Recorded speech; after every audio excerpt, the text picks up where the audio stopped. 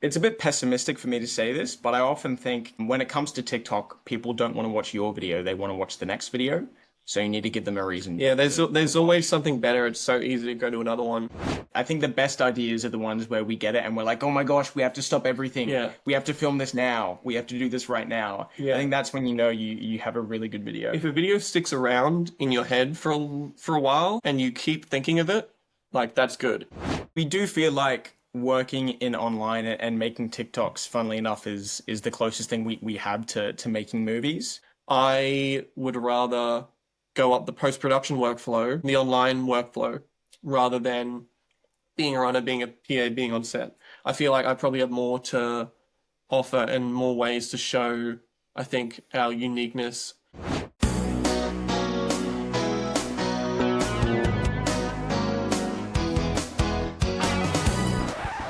Welcome to the podcast, Austin and Lachlan, aka the Macfarlane brothers. Hey, thanks for having us. You've got nearly 1 million subscribers on your YouTube channel. You've uploaded over 200 videos. I think your videos have over 500 million views.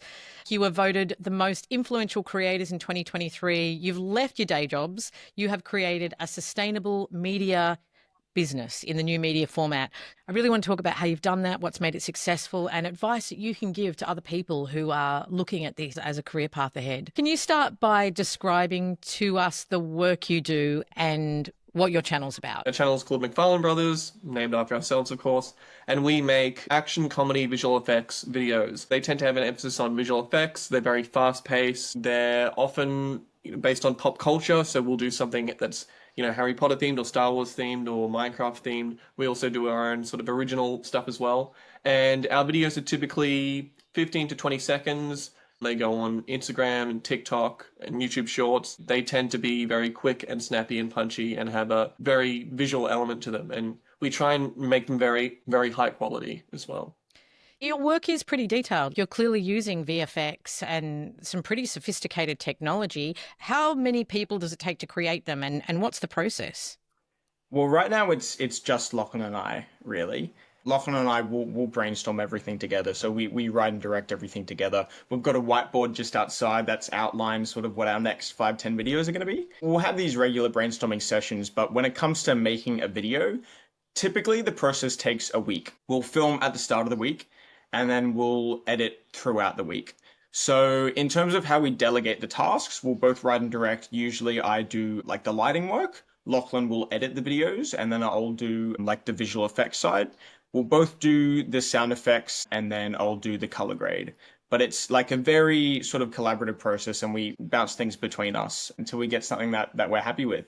Usually the process takes around a week. For the more intensive jobs, it's usually around 2 weeks. We've been dipping our toes into the world of 3D recently. So Lachlan knows Blender and I learned Unreal Engine recently. And those projects tend to take a little bit longer. And you're saying a week full time? It wouldn't be a week 9 to 5. Yeah. We try and get a video out every fortnight. And that's in addition to the other work that we're doing at the moment, including sponsored stuff, building the channel, and working on other long-term projects. And other freelance jobs as well. I see. And so you've got a pretty broad range of skills between the two of you. What are the base skills that you have that you think made it possible for you to work this way? We've been making videos for a very long time. If you go back to our YouTube channel, you'll find videos since we were 10 years old. So we've built up skills over the years. We both went to film school, myself at Bond at the Gold Coast and Lachlan at Griffith. But I would say in terms of our visual effects skills, in terms of the post-production, is pretty much self-taught. The channel basically started when I was 11 and I started making visual effects videos. I've always been really interested in movies, especially ones with a lot of effects like Star Wars. One of the first videos was like a Star Wars lightsaber effect thing. And I was just making those videos, putting them up on YouTube. Austin joined in and he started helping with the videos, and then it was kind of all through school, all through primary and secondary school and then university, and us making these short videos. And I mean, it's only in the last couple of years that we've been able to do this full time. In terms of, I guess, the particular skills that we think has benefited us when it comes to the online space, I would say it's our editing, honestly, That sets us apart. yeah, that sets us Yeah, apart. I would agree. There's quite a lot of visual effects creators online. Lots of really great TikTok creators. But I think when Lachlan and I approach making videos online, our emphasis is always to do with character and the story. And I know I say story and I know they're just 15-second videos, but Lachlan and I, we always want to sort of inject as much life into these videos as possible. So if we're doing, for example, a video that's a point of view video, and what I mean by that is that the shot itself is from the point of view of a character. Say I'm Spider-Man swinging through the city, the camera swinging through the city. We always want to make sure that you have a connection to the character that's on screen. So we want to make sure that we foreground the person's face. You see the person's face. We have a big emphasis on sound design and hearing that human voice, because I think that that's what people want to see, that connection to another person online. And the visual effects is obviously what grabs people, but we hope that people stay for that human connection. To me, that's something that sort of elevates. I hope that elevates our channel. I think it's really interesting when you're looking at how successful you are, that there's a lot of craft that goes into it. You might have started when you were young, but this is not just a couple of kids playing around online. You're craftspeople, you work at your craft continuously, and that's why you're getting the audience. We do put quite a lot of effort into these videos. For more extensive videos or for more complicated videos, sometimes we'll actually shoot like a pre-visualization of those videos. So Lachlan and I will just shoot it in our rooms on our phone and make a quick edit just so we can lock down the timing. Because for these 15-second videos, every second counts. Every second is really, really important. So we want to make sure that we're hitting those beats. In some ways, more work goes into a 15-second short form video than a 1 minute or 2 minute long form video, because every second counts. It's got to come up on that person's feed and they've got to immediately want to stay and watch it and not, swipe away. Because people swipe through, TikTok with their thumbs, a centimeter away from the phone. We put a lot of time into making these videos, as succinct and as engaging as they can be, which also does become a challenge sometimes when you're trying to do something longer. For someone who doesn't know this space, can you give us a 101 on how you build an audience on YouTube and TikTok? Where do you even start? There's not really a great secret to it. Just creating a video, editing it, putting it online, and doing it fairly consistently for a while. It's kind of different because we were kids and we weren't expecting to make this into a career. It was more of a showcase. But from when we started doing videos seriously, it took a fair while for it to reach the level where we could do this full time. We was kind of struggling for years on YouTube to get any kind of following, and then we jumped over to TikTok at a point where it was very popular. We did a Spider-Man themed video at a time when the new Spider-Man film was coming out. So it was kind of like preparation meets opportunity is sort of how we ended up getting that real push on the channel. This is all to say that for someone who's starting a YouTube channel, it does take a little bit of time. But I think honestly, the main thing is like consistency. And I also wouldn't worry about a channel that is niche. I think actually niches are good. I think authenticity is really prized as well. I would say probably authenticity and nicheness and consistency would be the three main elements of some of my favorite YouTube channels are like ones that are really niche and like, about a really specific subject. Like there's a YouTube channel that I love that's this guy talking about like linguistics and stuff in the 17th century, and he like breaks down how like the English accent has changed over time, and it's like really like he gets super specific, but it's so interesting. And I think people keep returning to those channels for that thing, whereas not so much for a channel that does everything. Yeah, this is one of the big changes we're seeing in media. And what that does is it opens up great opportunities for creators to really be specific and then have a very committed audience.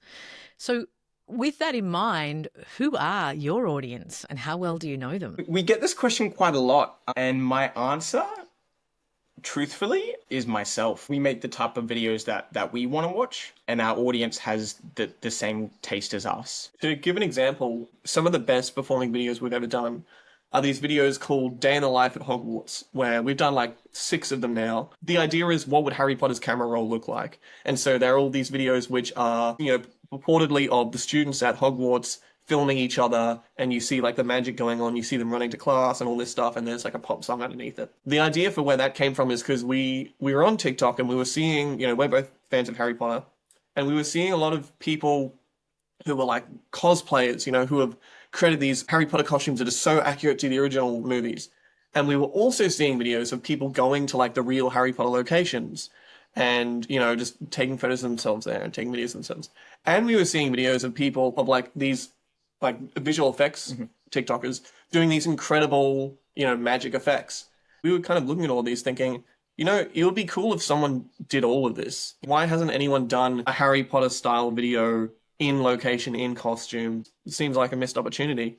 And those videos did really well. And I think it was because we were kind of filling that niche, or the hole in that niche where no one had really, people wanted something like that.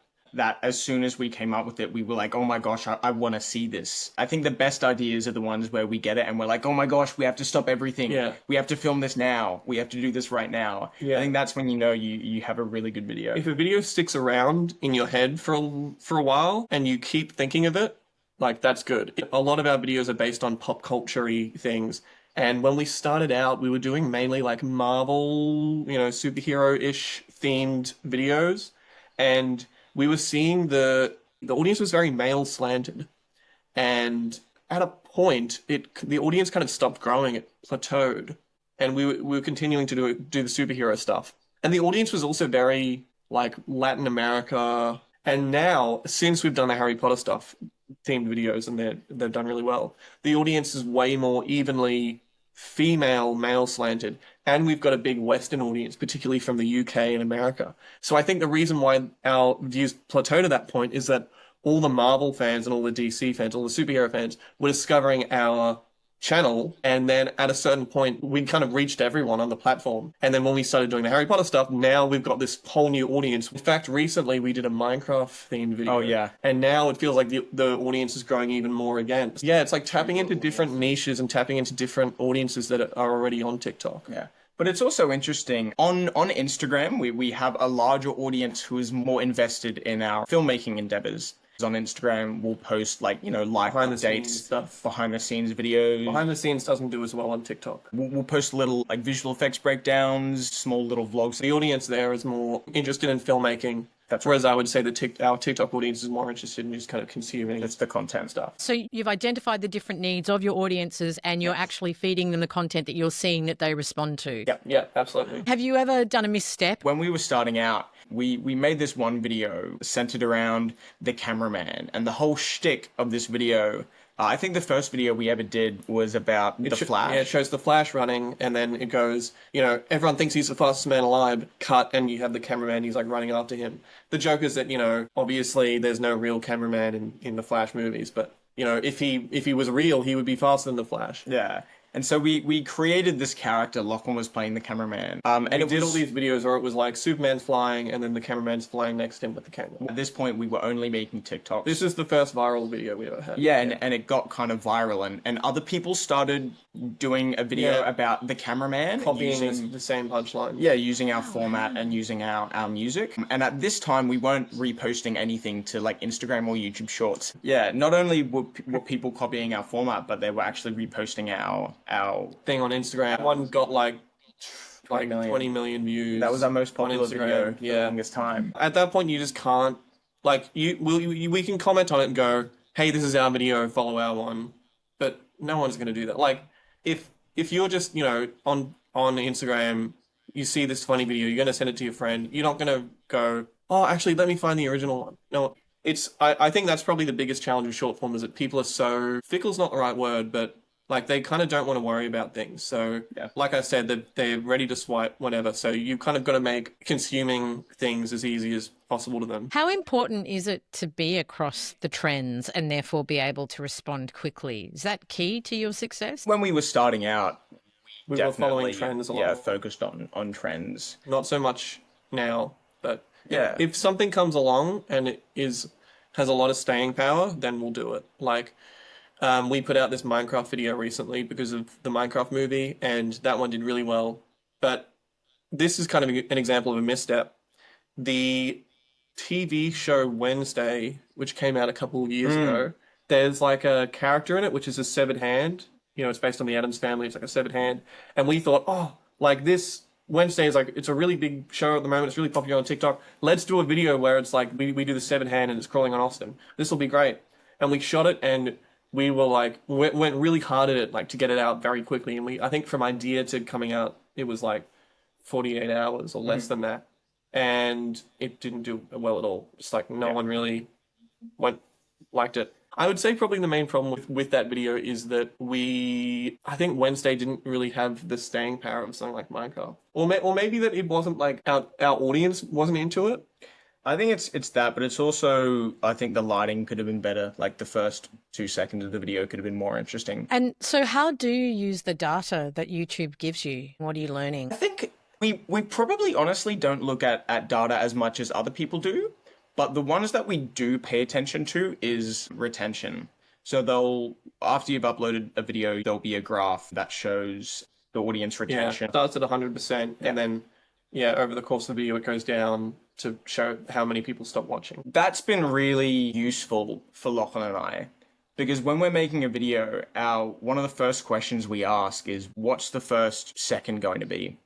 For a YouTube video, it's usually like, what's the first 5-10 seconds? For a TikTok or for a vertical video, it's what's the first second? What's the first frame, honestly? You have a bit more leeway on YouTube because there's the audience intended to click on it. If they make the decision to click on that video, they're probably not going to click away in 5 seconds. Yeah. Whereas on TikTok, it's just served to them. So if they just go, oh, this isn't for me, they'll just swipe away. It's a bit pessimistic for me to say this, but I often think when it comes to TikTok, people don't want to watch your video, they want to watch the next video.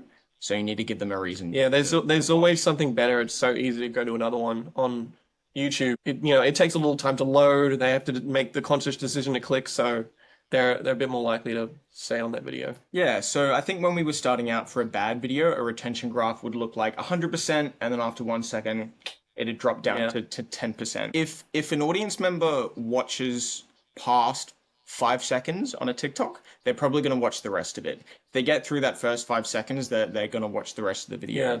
And there's little tricks that you can do to make sure that they do keep watching. Firstly, and most importantly, you just need to grab them with an eye-catching opening visual. For example, we did this one video which was about me trekking into Medusa's lair, like Greek mythology. So we opened it on a shot of our sister who's frozen, almost like a jump scare towards the camera so that people are swiping and they go, oh my gosh. Which is a much more engaging visual rather than a wide shot of Austin in a forest. And I think it's also applicable to the end of videos as well. I would say a piece of advice would be don't have too much of an epilogue. Because as soon as it concludes, people go, well, that's the end of it, and they click away. So we try to keep the very end of it very near the end. In fact, there's a YouTuber that I love called Macfarlane, and he does these sort of documentary-ish video that's a bit Hamish and Andy-esque. And he said, a piece of advice that he said is that he never ends a video by saying, and so, because once you say and overall, da-da-da, people just click away because they can tell from your tone of voice that's the end of it. And if you watch his videos, he leaves it to the very last 5 seconds to kind of have the wrap up. There was a video where he's on top of a plane and he's strapped in. He's on top of a moving plane. At the end of the video, the plane lands and then it just cuts. You don't see anything of him getting strapped off or talking about his experience. He really tries and cuts it as close to the end as possible.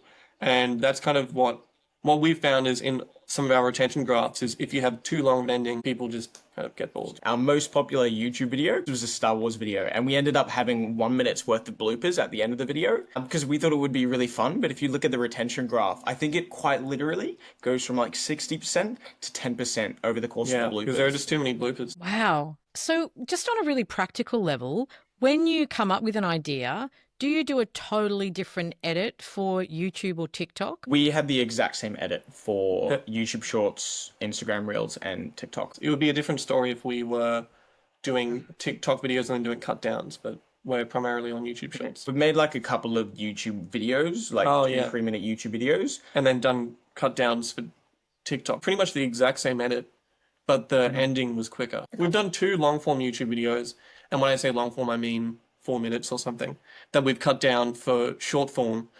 In one case, we played the entire video, which is just cropped vertically, and in the other one we actually cut off the first minute just so it gets into the action quicker. So yeah, there's definitely a different approach you have to take for long form versus for YouTube where you click on it versus scrolling. You guys are obviously very forward thinking technically. I'm really interested if you're using AI in your process, and if so, how? Yeah, so there's AI that's inbuilt to the Adobe suite. We use Adobe in for Photoshop. everything. Yeah. Yeah, so we use Premiere Pro, After Effects, Photoshop. So Photoshop has this generative AI software that was introduced recently, and we use that for like paint outs. Say if we have a light that's in frame, we Or a use that to ladder. paint out the light. Or a stand. Yeah. So that's kind of the extent of what we use it for. Removing stuff, paint outs, rotoscoping, so masking people out. But we've never used it. We've experimented, but nothing's ever gone out where we've used it as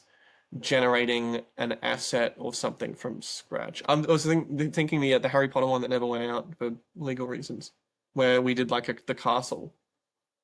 That was Photoshop. Yeah, that's what I'm saying. But that never went out. We've never used it for creating the effects from scratch. Lachlan, I'm really interested that you said a clip didn't go out for legal reasons. Who was giving you legal advice, and how do you monitor that? Oh, it was a sponsored video that we did. We like finished the whole video, and then the client decided they didn't actually want to go in that direction, so we couldn't post it. Yeah. So that was a shame. Got it. But yeah. I think that's the only time that something like that has happened, Yep. which is totally fine. We did 2 videos for them, and one of them could go out, but the other couldn't. Can you talk us through the money, particularly seeing you're doing short form? Because I understood on YouTube that there's more money in long form, but you guys are making a sustainable business from short form. So how does that work? Where does it come from? And how long did it take you to become sustainable? Most of our income comes from our sponsored videos. So a brand will come to us, Yeah. well, through our talent agent, and give us a brief. It's pretty much like working in an ad agency. They give us a brief, and then we come up with an idea and we do the video, and there's a bit of back and forth approval, and that's our main source of income. And then there's also, the YouTube Shorts monetization. And you're right, long form does pay YouTube channels more than short form. But it's funny for us to hear that, because ever since we started being at a stage where we're actually making money, we've primarily been short form creators. I'd say we can make a pretty decent amount from YouTube monetization. We have over 200 videos on YouTube. And the benefit of YouTube, what we've found on our channel, is that videos from 2 years ago will continue to get views, unlike on Instagram or TikTok, where after a month, 2 months, it'll pretty much never be seen again. You have a backlog. Yeah. And that keeps, the views keep piling, and as such, the monetization. Yeah. So things can suddenly get popular. Again, that Medusa video, which is kind of based on Greek mythology, it did okay. Then 3 months later, the Percy Jackson TV series came out, which is all about Greek mythology. And then now it's our biggest performing video. So that's happened quite a lot, where something doesn't perform as well as we'd like, and then suddenly it gets really popular again. But it's only really YouTube that does that. It's not so much Instagram and TikTok. To answer your question about the revenue, mainly the sponsored content, then the YouTube monetization, and then also we often do freelance visual effects for other creators. So those would be the main 3 things. Was there a specific time when you went, right, that's it, or a number you got to that was coming in monthly that you went, right, now we're good, or was it a bit slower than that? Yeah, I'd say, I don't know about you, Lachlan. To me, it was more about the opportunity than the money. We left our positions at different times, actually. Yeah. So. We kept getting opportunities for work or for travel. We kept sort of having to say no to. And so for us, it was, we knew that if we were able to dedicate all of our time towards online, that we would be able to reach a point where we're consistently making enough. It got to the point where it was less about the idea of making money and being able to do it full time. I was 23. I didn't have many responsibilities, and we just kept getting opportunities. Particularly, we got the opportunity to travel to London to go to this film premiere and do some content for it. And we couldn't have done that if we were working. And at that point, I thought, if an agency trusts our brand and our channel enough that they think we're big enough that they're willing to pay for us to go overseas and go to this premiere and cover it in return for a couple of videos, then I think we had the staying power to be able to do this full time. So that was kind of, it was less about the money, and it was more about, I guess, seeing people's faith in us and seeing people's faith in our channel that made me decide, you know what, I'm willing to leave what I'm doing and do this full time. Yeah, I think that was the best decision that we made. I'm really grateful that we've been able to continue to do this. And so at this point in your career, you've got this really successful online media business, but now you are starting to expand into traditional media or legacy media, whatever people want to call it. Why? What does that offer you? Well, can I just say, I think it's really funny to hear you call it legacy media. Lachlan and I are just interested in telling stories. And sometimes those stories can be told in 15 seconds. Sometimes they can be told in 5 minutes. We post that on YouTube. But we also feel like we have other stories that can be told in half an hour or in an hour. So our interest in traditional media, for me, just comes back to what format does the story best fit. There was a point we were writing the scripts, and we kind of said to each other, this one script that we're writing, which is meant to be only 6 pages, this could probably go on for a lot longer and maybe even get up to like 30 pages or something. We both felt like it could actually sustain that length.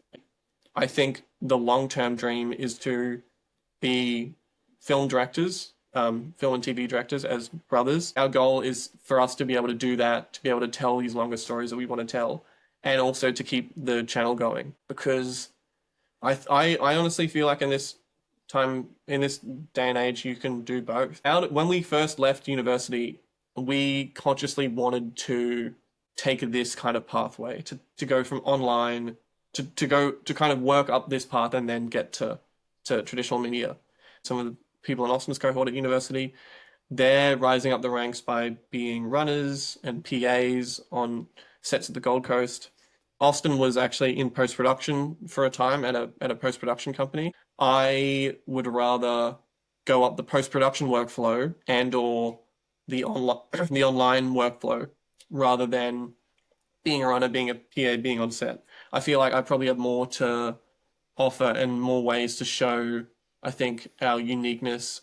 It was like a conscious decision to do online to eventually like get traditional media, but definitely we're not going to leave, the online stuff behind just because we're trying to achieve this. So it's an expansion. And I think one of the clever things you've done, I talk a lot about greenlighting yourself. If you're a PA, you're not on the tools of getting better at filmmaking. Yeah, the exactly. pathway that you guys have chosen, you've done that 10,000 hours plus probably so much more of getting your craft skills so sharp. We do feel like working in online and making TikToks, funnily enough, is the closest thing we have to making movies. I mean, I did quite a lot of set work and like internships, and jobs here and there after I graduated from uni, which I loved, but you just couldn't beat actually writing and directing and making and completing our own little movies. And you've just been funded by Screen Australia for the first time. You're making a web series with the team at Haven't You Done Well? What have been the joys and the challenges of working in that space with a bigger team when you're used to it being just the two of you? Well, it was such a joy. Yeah. And Austin and I have wanted to do the Skip Ahead funding program for a long time. Since we were in school. Yeah, I mean, so many amazing filmmakers have gone through that, such as Auntie Donna, the Philippou brothers, Michael Shanks. Because so many of our Australian filmmaking heroes have done it, we wanted to do it. Even before like we actually had any kind of following. I think when we first discussed doing it, we had like 1,000 followers. Yeah. So and we definitely knew when we got accepted into the program that it was going to be a challenge going from the two of us to working with a crew, because we've never really worked with a crew. Right. The most help we've had is like a mate of mine helping out, like holding the camera or doing lighting for us or something. Yeah. I mean, that's where Haven't You Done Well productions come in. It's been such a joy to work with. Obviously, like goes without saying, we've been massive fans of their work. I used to watch their stuff all the time when we were in school. It was definitely weird, like being massive fans of Auntie Donna, and then Broden Kelly got to come on. He was in our series and like we were directing him, and I was just thinking like, this is awesome. And we've got a photo of us with Broden and the Auntie Donna gang like back in 2018. Yeah, we took a photo with them after one of their shows when I was 18, and then like now we're like directing him in something. We've been really fortunate to work with them. So they've been great, both from a creative standpoint and from a technical standpoint. Creatively, in that we've been able to get help on how to pitch. We pitched a few different series ideas to Heavy Normal Productions, and they helped us understand, firstly, which was their favorite, and secondly, which was most achievable. They have a lot of experience in the online space. So obviously, Auntie Donna kind of started as a YouTube sketch channel, essentially, and they still regularly produce online videos, whether for Auntie Donna or for Grouse House, which is their other channel where sort of their other stuff goes on. So it wasn't necessarily like we were the YouTubers coming into a, you know, stodgy production company that doesn't know anything about YouTube. You know, it absolutely fit. In many ways, actually, on set of the web series was a lot easier than being on set of a TikTok. Yeah. Because you Because don't we're need just to directing. you don't need to carry stuff or move stuff. Like Austin and I are doing something together and we need to move a light. It's like, oh, move okay, that, yeah, give me step 10 that up, minutes. yeah. But on this, you can just say to someone, Can we pop a light there? And Yeah. then I'll talk to you, and then I look back and it's all done. yeah. And I'm like, oh my gosh. In fact, That's been great. we had to get we had to film some insert shots that we missed when doing the series. I should say intentionally because we wanted to focus on the close up. Is it insert shots of It's an insert shot of a hand, and we did it like last week, setting it up, and just us. And we were like, it takes so long to just set up all the lights and get the, you know, when you're doing it yourself and you don't have like a lighting team or a camera team. I think It was like as long as that actual filming day. half the filming day. Half the filming day, yeah. Our DP, Mark Desiatov, who's incredibly talented, and he had such great ideas. Like, again, we shot a previs of our whole series, and we edited that together just on our phones and just ourselves. So we had a basic idea of like the edit and the staging and stuff. But like the shot ideas that Mark had were really cool and really elevated a lot of the series.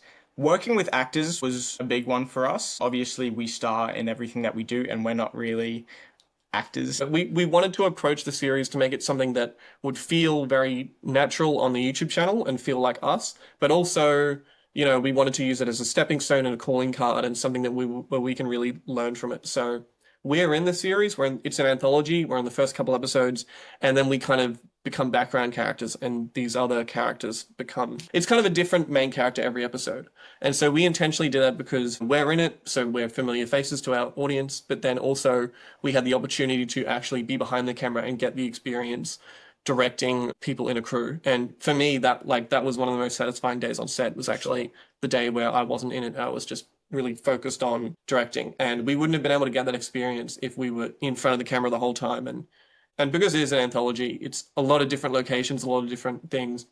We worked with a child actor at one point. Yeah. We really wanted to get the experience of like, you know, all these different facets of production to really like stretch the budget as much as it can, because it is taxpayer funded. So we wanted to make something that was really legitimately amazing, you know, and basically we wanted to build up all these skills. We had one episode which was an ensemble of 5 characters, one episode which is just with one character. Yeah, we had a child actor and we had an older actor. In fact, one of the most challenging things was filming a scene with 4 characters in it, all talking to each other. Because the amount of setups, like, it's a bit insane. Sounds like it was a real opportunity for you to expand your skills and show what you could do with more, building on your base. Yeah, absolutely. Yeah, that's exactly right. I feel like the appeal of the Macfarlane Brothers brand is the content that we make, not necessarily our faces. That's my personal opinion. I'd be interested to see how our audience reacts to that, to us not being in some of the episodes, because they're still very us. Like the visual style and the style of comedy and the visual effects, I think we're very much still in there. Yeah. That'll be super interesting to see how your audience respond to that. And have you planned, like, did you shoot a lot of behind the scenes, a lot of additional content so that you could really expand how you go out to market with this piece? We absolutely did, yeah. We had a behind-the-scenes cameraman who was shooting everything, doing interviews with people all throughout production. We also filmed our writing sessions as well, like filmed videos of us brainstorming just in case we can use that. And we've kind of been periodically just kind of filming stuff with us during post-production, just talking about how things are going. And when we finish the whole series, we'll probably just film a sit-down interview with us. Talk through the whole process. Talk through the whole thing to use that as linking narration. Smart. We even recorded us going to the workshop for Screen Australia, because all the successful applicants had to go to a workshop. So we plan to make that into a video, or maybe even a series of videos documenting like our journey, to kind of bring the audience on the journey to, feel like they're with us as we talk about our filmmaking journey. And again, I also hope that this is something that this documentary piece that we're talking about now is something that I kind of wanted to watch 5, 6 years ago when I was hearing about the Skip Ahead program. So I hope that other people can really get something out of it and they can learn the process of what it's like to work with Screen Australia. Jumping back to what Austin was saying about our faces and being in it versus not being in it, it is a challenge as a creator to try and have this business where you are you're running it, but also you're the face of it. It would be much easier if you had one person who was the face of it and one person who was the behind the scenes person. I think when I think about successful YouTube channels that have pivoted from being centered around a couple of people who, people love their personalities, people love their faces, to then switching that out, they've all kind of had speed bumps. I don't know if your listeners will know this, but Game Theory by, is it Matthew Patterson? Yeah. Like, he has left, he set up the channel Game Theory and all the subsequent channels like 10 years ago, 15 years ago. Mm-hmm. And then now he's retired, but he's had other hosts come on and host the channel. And I get the feeling that it was a bit of a rocky road for him to try and transition to leading that. I'd say he's been successful, but I agree it would have been a rocky road. People love the format of his channel, but they also love him and his personality. Mm-hmm. Yeah, it's a challenge. That's one of the things of this new mediascape is it's so relational. People enjoy the fact that they can have that connection. So it's a really interesting challenge. If you were talking to someone now who was looking at getting into this space in TikTok or YouTube, kind of treading the same path that you guys have been on, what advice would you give them? The key is to just upload, just consistently make videos and just put it out there. If we get into the nitty gritty, Lachlan and I, we really found our success when we started uploading to TikTok. And as we mentioned before, that's because TikTok is far more of a merit-based system. On YouTube, you have to market your video so that people will click on it. Thumbnail. Yep. Yeah. Whereas on TikTok, if the video is good, it'll perform well. So it's probably easier for a new creator to start their creator journey on platforms like TikTok and Instagram, and then sort of like we did, feed their audience onto their other platforms. It is a challenge to bring people onto those other platforms because it's just once you're scrolling, you kind of just want to keep doing that. It's honestly, it's a challenge to get people to go from doing this to then, turning the phone this way horizontally, and so that is a challenge, and it's actually one that we're trying to work on getting more people from the vertical into horizontal videos, like young filmmakers. I don't think young filmmakers use social media enough to put up their short films or put up their videos or put up what they're working on. There are so many times where I see an emerging filmmaker has got a website, and you go on the website and it has none of their work. It's like, where there's no short films on here or something. And I get sometimes people are embarrassed by, what they did in university or whatever, or people are entering into festivals. But often you see a lot of those short films or videos kind of disappear. Most of the opportunities that we've gotten over the last couple of years have been through people finding the channel and just going off the strength of the videos on the channel, more so than anything else, really. Where do you guys hope to be in 5 years? It's a tough question. I reckon we want to have our workflow and process a lot more locked down. Yeah. At the moment, I think we're still trying to work out how to get the videos out regularly and have time to do the stuff we want to do. I reckon in 5 years, we'll have more of a team involved in what we do. Yeah. I reckon we won't be the face of Macfarlane Bros as much. Hopefully we've got a feature film on the way. That would be the dream. 100%. We're flattering Auntie Donna a lot on this podcast. Genuinely. But I am very inspired by the way that they're able to have a Netflix show and consistently upload YouTube videos, have their ABC show and consistently do their podcast. Yeah. I think if we can have a bit of a team that is able to consistently push out YouTube videos and online videos, that enables us to have time to work on other long form projects. Definitely the channel has grown more inconsistent whilst we've been working on the web series. So I think in 5 years, we'll probably get to a stage where we won't have to worry about that, and we can be able to work on long form and have both running full steam. I think it's super smart. And the model that Auntie Donna have that I'm seeing now in the companies that are successful and are going to, I think, be successful into the future, I'm calling revenue stacking. So it really is what you're saying. Like you've got your YouTube stream that's working, but you've also got your podcasts, and you can pitch to ABC, and you can have your feature films, and you can it's and. I think the days in which you could make a sustainable business just from getting television up or just from making films is fast fading away. So that sounds exciting. You guys are so impressive. I always finish the podcast asking people to pitch a big idea, an idea that would make the industry better for all of us. So what's an idea that you think would make the industry better for everyone? I would like to see more, not only like federal investment, but private investment into the online space in Australia. I want to see very high quality productions come out on online media. Like I look at something like, Severance or whatever. Like that's an amazing, very high quality show. Could we have something like that come out, in an online environment where it'd have to be a lot cheaper to make.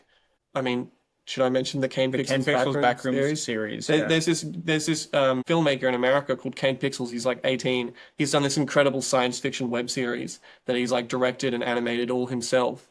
And I kind of want to see more stuff like that come out. I mean, particularly in Australia. I'm a fan of genre filmmaking, and I think online media is a great place to. I would just kind of like to see more weird and interesting and really engaging stuff come out of Australia. I think there's this view that online is a genre instead of a platform. I think where people are struggling is how they can make that sort of genre stuff at a budget that works with YouTube. Yeah. That's the question that everyone's asking. Sure. And I think that's why filmmakers like you, who can do so much of it yourself and bring the costs down by having so many skills, really do own the future right now. That's nice to hear. It's very nice of you. Definitely, I think, ultimately the fact that we're so on the tools is kind of a factor in what we've been able to do. We kind of have to be on the tools in order to have this kind of success. Yeah. Great to speak with you. Thank you so much.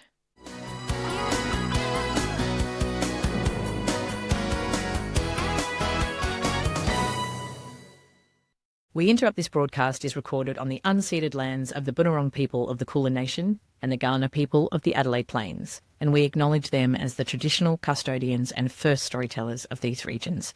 Always was, always will be.